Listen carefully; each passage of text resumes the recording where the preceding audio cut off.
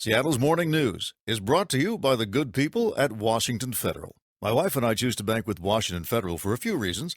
They're responsible with my money, which is always a good thing for a bank. They actually like face-to-face interaction, and they believe a bank should be the foundation of a healthy community. Washington Federal, invested here. Member FDIC, equal housing lender. And this is Seattle's Morning News. Dave Ross with Kylie and O'Brien. KIRO Radio's Josh Kearns is here. Turns out Josh has a 16-year-old. And now he's suddenly worried about what might happen when that youngster gets into the car. And in fact, with prom and graduation season approaching, you really worry what's happening when the car is not in the garage, don't you? Yeah, well, you better worry, Dave. If you're not as worried as you were before, you will be now. Been having conversations, was talking to our insurance agent, and when our daughter turned 16 a couple of weeks ago, she was kind enough to double our policy when we added her to it. And, you know, when you look at the numbers, it's certainly understandable why. If you look at the year 2014, there was nearly 22,000 motor vehicle accidents where there was at least one driver under the age of 21 years old. Yeah, and that's Seattle attorney Chris Davis with the Davis Law Group. He regularly speaks to groups statewide and has written a book about teen drivers and the law. And this is where I got scared. He was telling me about he sees the effect of all these accidents involving young drivers in his office nearly every day. As many as 11% involved a fatality. As much as 30% or one-third involved either a fatality or an injury. When I said, well, look, I've got insurance. I called the agent. She doubled our rates. Right. You got nothing to worry about, right? Well, it turns out that may not be enough because Davis says a lot of people don't realize that just by simply saying, okay, add my kid to the policy, when it comes to more serious accidents, you figure the kid's covered, right?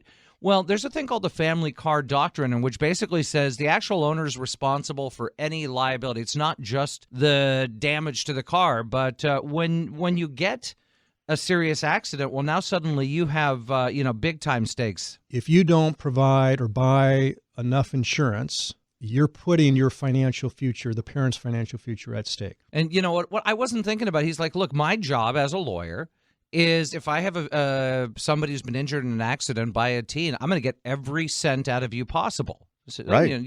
Because that's his job. And the kid has no money, so they're going to go after the whole family. And that family liability, the family car doctrine, that means they're going to look at every asset. This isn't just, your insurance company. Well, parents may not want to hear this, but I've been successful in getting parents to pay out of pocket on top of the insurance coverage that applied to the vehicle. And in those cases, usually my client has had very, very serious injuries, medical bills in the hundreds of thousands, if not millions of dollars. In the worst case, he says he sees other, when they go after people, bankruptcies, it can ruin a family's financial future. So what do you do?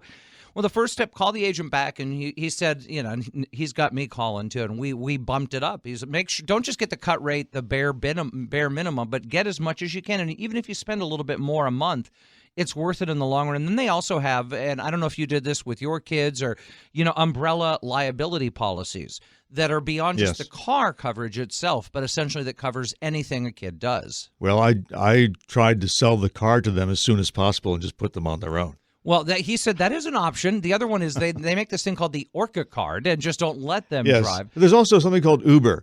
Yeah, that is true as well. I've always wondered about their insurance, but that's another story for another day. But the umbrella liability, actually, when you look at it in the long run, not a bad option. I tell my clients that, you can buy a $1 or $2 million umbrella policy for under $400 or $500 a year. So not a bad investment there. What makes teens so much more of a liability? Well, we know one, their brains are still developing. I think it's the delicate way to put it. Yeah, but we also, distracted driving. We just keep seeing the stats keep bearing it out. In my experience, at least 70, 80% of the time in these accidents that we have, there's a distraction that causes the accident, and more than likely it's the driver is using a cell phone in some way. And what's interesting, he told me, too, these days now, one of the first things he does, he hires an investigator to go and look at the cell phone record. So even if your kid's, I wasn't on the phone, they're going to find out. So just tell your kid that. remind them that, if you do anything, you're putting all of our lives at stake here, or just send them to Zimbabwe to join the Peace Corps. Where was it your daughter went? It was Niger. It was somewhere in Africa. That pretty much kept her out of trouble, yes. For a good year, right? Yeah. So just, this is just one of those things, Dave, where it hit me, and I know there are a lot of other parents that are, going through the same thing. So just a little, what do they do on TV? The more you know. Ding!